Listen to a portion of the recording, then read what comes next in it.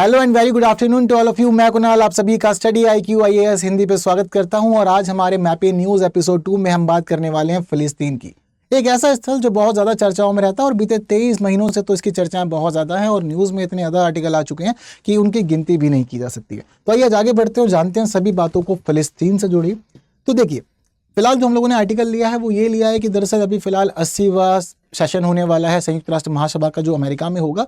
तो चर्चा फिलहाल ये बनी हुई है कि क्या अमेरिका के खिलाफ संयुक्त राष्ट्र महासभा, यानी कि अमेरिका जो है उसका जो रुख है वो इजराइल के साथ रहता है, तो इसलिए क्या उसके रुख के विपरीत जाकर के वहाँ पे एक मुख्य मुद्दा गाजा पट्टी बन सकती है, और क्या फिलिस्तीन के लोगों के अधिकार, गाजा पट्टी के अधिकारों की बात वहाँ होगी या नहीं होगी, ये फिलहाल चर्चा में चल रहा है। तो आइए सबसे पहले जानते हैं कि वैश्विक मानचित्र पर कहाँ मौजूद है फिलिस्तीन।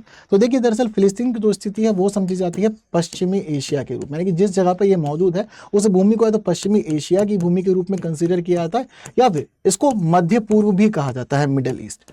तो आप दोनों ही रूपों में जान समझ सकते हैं इसको। जैसे कि हम भारत वाले, हम एशिया वाले हैं, तो हम इस वाले क्षेत्र को पश्चिम एशिया के रूप में कंसीडर करते हैं, बट दोनों ही अगर हम लोग यूज करें, चाहे बात पश्चिम एशिया कह ली जाए या फिर कह लिया जाए मध्य पूर्व, तो बात हम लोग कर रहे हैं इसी पर्टिकुलर क्षेत्र की। ठीक है, अब इसके साथ साथ दूसरी खास बात, दरअसल जो पैलेस्टीन है वो एक कंप्लीट भूमि नहीं है अपने आप में, दरअसल एक दो भूमियों में बटा हुआ एक देश है। जैसे कि कोई भी देश होता है तो उसकी एक कंप्लीट भूमि होती है, तो हम मानते हैं कि हाँ, जो भूमि है पूरी की पूरी दिख रही है, ये एक देश है। लेकिन दरअसल फिलिस्तीन जो है ये दो अलग अलग भूमियों से मिलकर बना हुआ देश है। अब इन दोनों को जब हम मिलाते हैं तो फिलिस्तीन कहलाते हैं, वरना इन दोनों की अपनी अलग अलग आइडेंटिटी है। तो कौन कौन सी दो भूमि है? एक है वेस्ट बैंक जो बड़ा हिस्सा है और दूसरी है गाजा पट्टी जो एक छोटा हिस्सा है।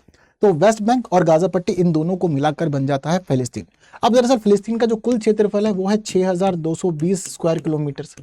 लेकिन वहीं इन दोनों को हम समझे तो जो वेस्ट बैंक है वो उसकी बड़ी भूमि है और वेस्ट बैंक का जो क्षेत्रफल है वो है 5655 किलोमीटर स्क्वायर। ठीक है, तो 5655 किलोमीटर स्क्वायर है, तो बड़ी भूमि भी यही है। और दूसरी खास बात जो गाजा पट्टी है, गाजा पट्टी का तो भौगोलिक स्थिति ही बहुत ज्यादा छोटी है और ये मात्र 365 स्क्वायर किलोमीटर का क्षेत्र है। ठीक है, तो इन दोनों को मिला करके बन जाता है फिलिस्तीन। हालांकि केवल भूमि ही अलग नहीं है, इन दोनों को विभाजित जिस प्रकार से इजराइल कर रहा है, विभाजक इजराइल है इन दोनों के बीच का। और देखने वाली बात यह है कि इन दोनों का प्रशासन भी अलग अलग चलता है। दरअसल वेस्ट बैंक का प्रशासन चलाया जाता है फिलिस्तीनी प्राधिकरण के द्वारा, और वहीं गाजा पट्टी का जो प्रशासन है वो हमास के हाथ में। और ये भूमि इतनी ज्यादा छोटी है कि हमारी त्रिपुरा या फिर गोवा से इसको हम कंपेयर करें तो भी पता चलता है कि ये मामला बहुत ज्यादा छोटा पड़ जाता है। बातें क्लियर है? अब देखिए, जिस जगह पर ये जो देश मौजूद है यानी कि फिलिस्तीन मौजूद है, ये दरअसल अंतर्राष्ट्रीय स्थिति के अकॉर्डिंग बड़ा ही महत्व का क्षेत्र है। देखिए, पहली बात तो ये एक ऐसा क्षेत्र है जो 3 महाद्वीपों को जोड़ रहा है। इसके ऊपर हमें यूरोप देखने को मिलता है, इसके दक्षिण में हमें देखने को मिलता है अफ्रीका, ठीक है, और वहीं इसके पूर्व में हमें देखने को मिल जाता है एशिया।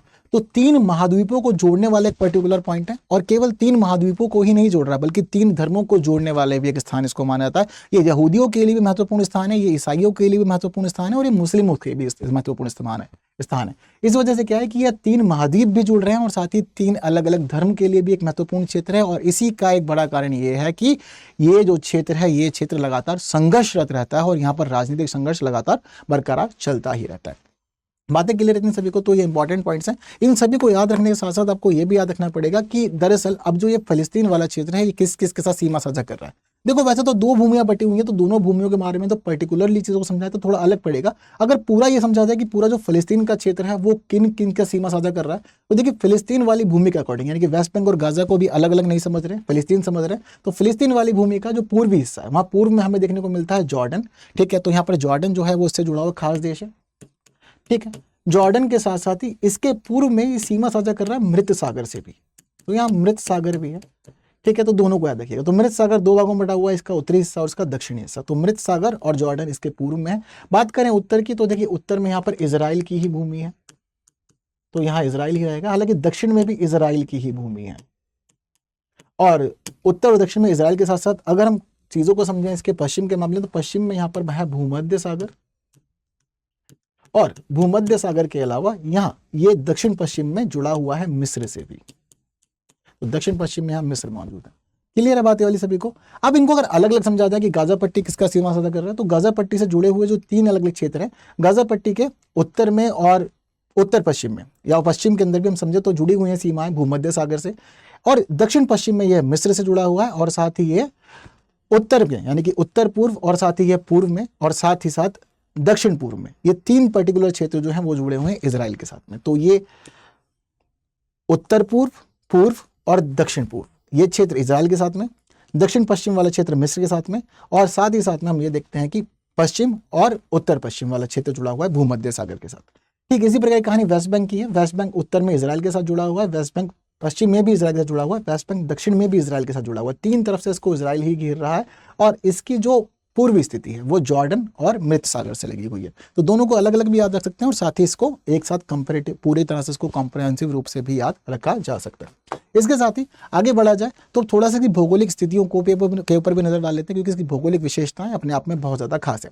जैसे कि भौगोलिक विशेषताएं दोनों की अलग अलग समझनी पड़ेगी। हमें भौगोलिक विशेषताएं पैलेस्टीन की अलग से समझनी पड़ेगी, यानी कि जो इसका वेस्ट बैंक है उस वेस्ट बैंक की अलग से समझनी पड़ेगी, और गाजा पट्टी की विशेषताओं को अलग समझना पड़ेगा। तो पहले बात करते हैं वेस्ट बैंक की। अब देखिए वेस्ट बैंक की जो पूरी की पूरी भूमि है, इस पर हमें तीन भौगोलिक विशेषताएं देखने को मिलती हैं। तीन भौगोलिक विशेषताओं में जो इसका ये सबसे पूर्वी क्षेत्र है, दरअसल ये सबसे पूर्वी क्षेत्र जुड़ा हुआ है एक नदी से। यहाँ से एक नदी बहती है, और जो नदी यहाँ पर बहने का काम करती है उस नदी को कहा जाता है कि ये नदी जॉर्डन नदी है। तो दरअसल ये जॉर्डन नदी है, तो यहाँ पर जॉर्डन देश भी है, यहाँ से जॉर्डन नदी भी बहती है। तो ये जॉर्डन नदी जो है, ये जॉर्डन नदी का उद्गम होता है फिलहाल लेबनान के अंदर से।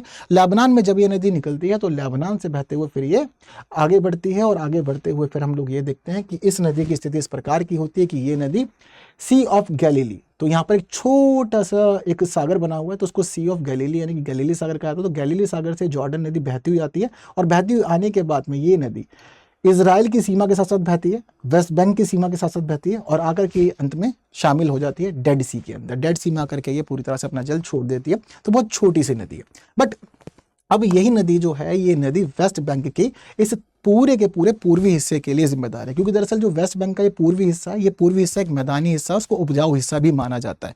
तो ये एक उर्वर भूमि बन जाती है यहाँ पर, तो इसी वजह से इसको जॉर्डन घाटी भी कह दिया जाता है। तो ये जो पूरी की पूरी स्थिति है, ये एक उपजाऊ भूमि है, एक मैदानी क्षेत्र है, और अच्छी कंडीशन में ये तो उर्वर कृषि भूमि है। जब हम इस कृषि भूमि से आगे बढ़ जाते हैं तो जो इसका दूसरा क्षेत्र है, दरअसल यहाँ पर पर्वतीय स्थिति है, यानी कि यहाँ पर हमें पहाड़ देखने को मिलते हैं, इसलिए वो सेंट्रल हिल्स कहा जाता है। और सेंट्रल हिल्स के मामले में हमें दो हिल्स यहाँ देखने को मिलते हैं, दो माउंटेन रेंज देखने को मिलती है। पहले तो हमें देखने को मिलते हैं यहाँ पर जूडियन, ठीक है। तो यहाँ पर क्या है कि जो जूडियन पर्वत श्रेणी हमें देखने को मिलती है, और जूडियन पर्वत श्रेणी कुछ यहाँ से यहाँ तक विस्तृत है।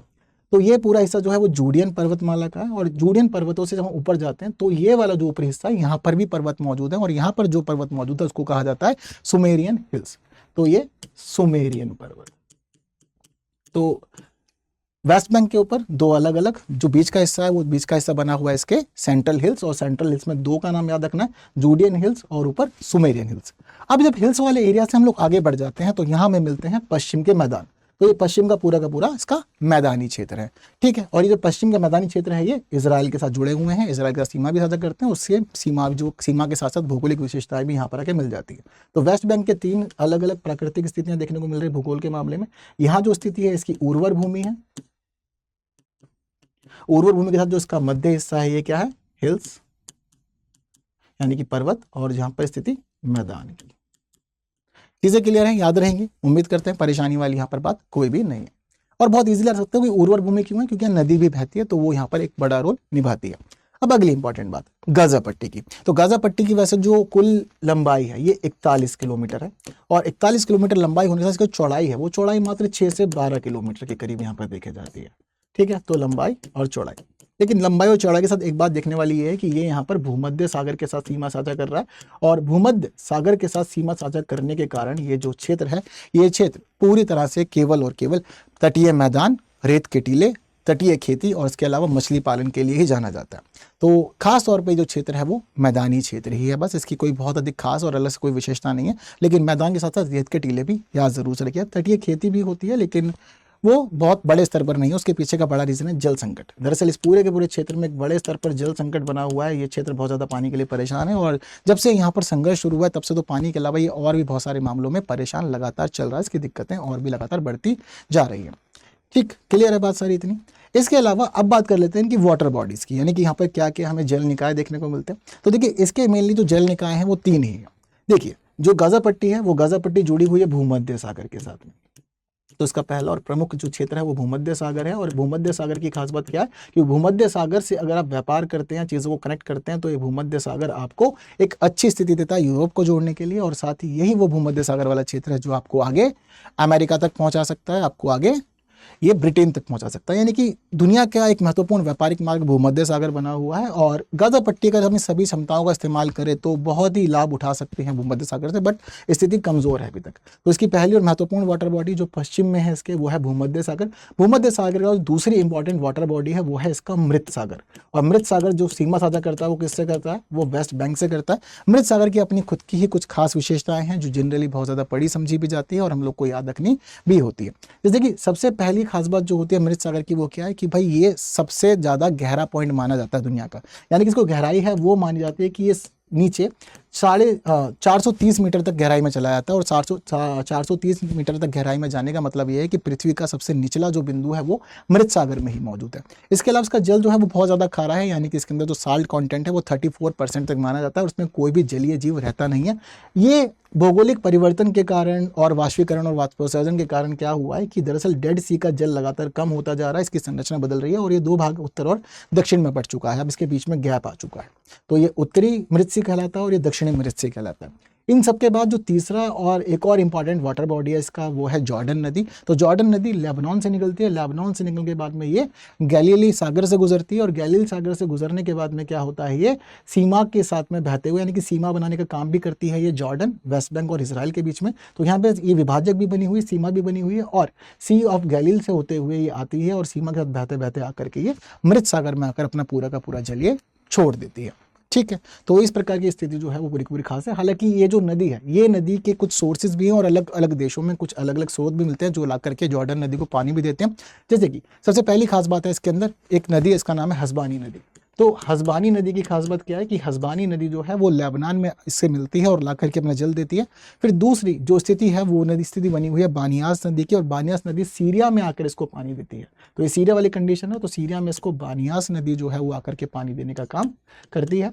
तो बानियास नदी से यहाँ जुड़ेगी, और बानियास नदी के बाद एक और नदी है जिसका नाम है दान नदी, और वो दान नदी इसराइल में आकर के इससे जुड़ती है। तो हसबनी, बानियास और दान, ये इसकी 3 सहायक नदियां हैं जो उसको पानी देने का काम करती हैं।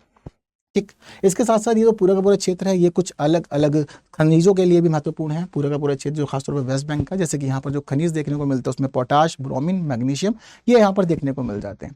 ठीक है, अब इन सभी बातों को जानने समझने के बाद एक और महत्वपूर्ण बात है गाजा पट्टी की या फिर पैलेस्तीन की, जो आपको याद रखनी है। तो सर पैलेस्तीन की खास बात यह है कि जो इसका पहला मैप है, जैसे कि आप वाला आपको मैप दिखा रहा हूँ, तो जिस क्षेत्र में ये मौजूद है, इस क्षेत्र को वैसे हम पश्चिम एशिया कहते हैं, मध्य पूर्व भी कहते हैं, लेकिन जो इसकी लोकेशन है, इस लोकेशन के हिसाब से कहा जाता है कि ऐतिहासिक दृष्टि से फिलिस्तीन लेवांत क्षेत्र में मौजूद है। किस क्षेत्र में? लेवांत क्षेत्र के अंदर। तो अगर फिलिस्तीन पड़ा और लेवांत नहीं पड़ा तो फायदा नहीं है, और फिलिस्तीन के लिए ही नहीं बल्कि लेवांत दुनिया के 5 देशों के लिए महत्वपूर्ण है, और ये कहा जाता है कि फिलिस्तीन लेवांत क्षेत्र में मौजूद है। अब लेवांत का मतलब क्या? तो देखिए, लेवांत का दरअसल मतलब होता है पूर्व का क्षेत्र। कौन सा क्षेत्र? पूर्व का क्षेत्र, या फिर सूर्योदय का क्षेत्र। अब सूर्य कहां से उदय होता है? सूर्य तो पूर्व से ही उदय होता है, ये वाली बात हम जानते हैं। अब लेवांत जो शब्द है, लेवांत शब्द बना है फ्रेंच भाषा के शब्द लीवर से। किससे बना हुआ है? फ्रेंच भाषा के शब्द लीवर से बना है, और लीवर का मतलब होता है उदय होना। तो अब जहां से सूर्य उदय होता है वो पूर्व का क्षेत्र होता है, और उसके मामले में कह दिया जाता है कि ये जो क्षेत्र है, इस क्षेत्र को लेवांत क्षेत्र के रूप में दुनिया में जानते हैं। क्यों जानते हैं? क्योंकि फ्रेंच भाषा के शब्द, तो फ्रेंच जो लोग थे, जो यूरोपीय लोग थे, वो उसको पूर्व के रूप में कंसीडर करते हैं और मानते हैं कि सूर्य हमारे पास यहीं से ही आता है। तो इसी वजह से उन्होंने इसको लेवांत क्षेत्र के रूप में प्रसिद्धि दे रखी है, और ये क्षेत्र जो है वो लेवांत के रूप में पूरी दुनिया में जाना समझा जाता है। अब लेवांत के रूप में जाना समझा जाता तो है, लेकिन अब इसकी अक्सर स्थिति क्या बनी हुई है? तो देखिए, दरअसल वैश्विक मानचित्र पे जो लेवांत क्षेत्र है वो 5 अलग अलग देशों से मिलकर के बना हुआ है, जिसमें शामिल है फिलिस्तीन के अलावा इजराइल भी, जॉर्डन भी, सीरिया भी और लेबनान भी। तो सीरिया, जॉर्डन, फिलिस्तीन, इजराइल और लेबनान, ये 5 के 5 देश मिलकर के बनाते हैं पूरा का पूरा लेवांत क्षेत्र। और लेवांत क्षेत्र के अंदर दरअसल कभी कभी 2 और देशों को भी शामिल किया जाता है, जिसमें दक्षिणी तुर्की को शामिल किया था और साथ ही साइप्रस को भी शामिल किया था। तो कभी कभी किया था, बट मेनली लेवांत क्षेत्र के अंदर ये 5 देश ही शामिल माने जाते हैं। अब ये लेवांत क्षेत्र है, ये लेवांत क्षेत्र किस किस के साथ सीमा साझा कर रहा है? तो ये पूरा का पूरा जो लेवांत क्षेत्र है ये उत्तर में जुड़ा हुआ है तुर्की से, और ये पूर्व में जुड़ा हुआ है इराक के साथ में। वहीं ये ऐसा क्षेत्र है जो क्षेत्र दक्षिण में जुड़ा हुआ है सिनाई प्रायद्वीप से, यानी कि यहाँ में सिनाई प्रायद्वीप देखने को मिलता है, और साथ ही ये दक्षिण में जुड़ा हुआ है सऊदी अरब से भी। इसके अलावा ये क्षेत्र पश्चिम में सीमा साझा करता है भूमध्य सागर से। तो ये वो पॉइंट है जो आपको याद रखने पड़ेंगे, क्योंकि ज़रूरी नहीं है कि फ़िलिस्तीन ही बात की जाए आप लोगों से, इजराइल की बात ही की जाए, लेवांत क्षेत्र में अगर क्वेश्चन पूछ लिया गया तो यहाँ भी अब आप लोग बहुत अच्छे से बता सकते हैं इस बात को। बातें क्लियर है? चलिए, अब इन सभी बातों को जब आपने समझ जान लिया है तो इन सभी बातों को जानने समझने के बाद में कुछ क्वेश्चन हैं आप लोग के लिए जो आपको प्रैक्टिस करने हैं। तो कुछ क्वेश्चन के मुझे आंसर आप लोग कॉमेंट में ज़रूर देंगे, ये आप लोग की जिम्मेदारी है, तो ये आंसर मुझे ज़रूर दीजिएगा। इसके अलावा इस क्वेश्चन का आंसर भी मुझे चाहिए होगा। तो कुछ क्वेश्चन जो है वो उसमें 3, 4, 5, ठीक है। तो ये 5 क्वेश्चन ऐसे हैं जिसका आपको आंसर देना है। इसके अलावा एक इंपॉर्टेंट बात आप लोग के लिए ये है कि आप लोग अगर हिंदी में द हिंदू का एनालिसिस देखना चाहते हैं तो आपको न्यूज़ एनालिसिस के साथ एडिटोरियल डिस्कशन भी मिलेगा रोज सुबह 9 बजे। केवल जुड़ना है हमारे study IQ IAS Hindi YouTube channel पर, यहाँ आपको कंप्लीट डिस्कशन प्रॉपर मिल जाएगा नोट्स के साथ में। इसके साथ ही आप लोग के लिए एक इंपॉर्टेंट इन्फॉर्मेशन ये है कि हमारे एक नया बैच शुरू हो रहा है स्टडी IQ का। तो जो बैचेस हमारे चल रहे हैं वो फिलहाल अभी 9 सितंबर से एक नया बैच शुरू हो चुका है, प्रतिज्ञा प्लस। तो प्रतिज्ञा प्लस बैच के अंदर एनरोल कर सकते हैं 9 सितंबर से 2026 के लिए, और 10 सितंबर से 27 और 28 वालों के लिए बैच है। तो एनरोल कीजिए, जहाँ आपको मिलेगा खास discount KL live code use करके। ये ऐसे बैच है जहाँ आपको 1000 से अधिक घंटे की कक्षाएं मिलती हैं, और इन कक्षाओं के अंदर आप लोग का पूरा सिलेबस होता है कवर, और सिलेबस कवर के साथ साथ आपका पूरा करंट अफेयर, आंसर राइटिंग, और इसके अलावा आपका CSET भी कवर करवा दिया जाता है। इसके साथ ही आप लोग की 1-to-1 मेंटरशिप में आप लोग को पूरा मार्गदर्शन मिलता है कि तैयारी कैसे करनी है। इसके अलावा स्टडी मटेरियल के लिए और साथ ही नोट्स के लिए भी परेशान नहीं होना पड़ेगा, सब कुछ आपको मिलेगा, और साथ ही आपको टेस्ट सीरीज भी अवेलेबल कराई जाती है। वहीं 11,000 का कैश प्राइस भी मिलता है आपको अगर आप टॉप टेस्ट परफॉर्मर बनते हैं, और साथ ही अगर आप लोग प्रीलिम्स एग्जाम क्लियर करते हैं तो पूरी फीस भी आप लोग की रिफंड की जाती है। तो आपको बस कोड यूज़ करना है, वो है KL लाइव, और KL लाइव कोड यूज़ करके आप कर सकते हैं एनरोल और अपनी चीज़ों को अच्छा बना सकते हैं, सिलेक्शन ले सकते हैं। इसके अलावा मेरे साथ भी जुड़ सकते हैं, और मेरे साथ जुड़ना होगा आप लोग को टेलीग्राम, इंस्टाग्राम, फेसबुक और X। आपको PDF मिलेगी टेलीग्राम चैनल पे, तो QR कोड को आप स्कैन कर सकते हैं यहाँ पे। तो बस फिलहाल आज के लिए इतना ही। जो महत्वपूर्ण बातें हम लोग को डिस्कस करनी थी इस प्रोग्राम में वो डिस्कस कर चुके हैं। कैसा लगा प्रोग्राम मुझे कमेंट में जरूर बताएं, बाकी साथियों तक शेयर जरूर करें। जिन्होंने लाइक नहीं किया, लाइक के बिना कोई नहीं जाएगा। फिलहाल आज के लिए दीजिए मुझे विदा। Thank you so much. जय हिंद। स्टडी IQ IAS, आपका सिलेक्शन हमारा मिशन।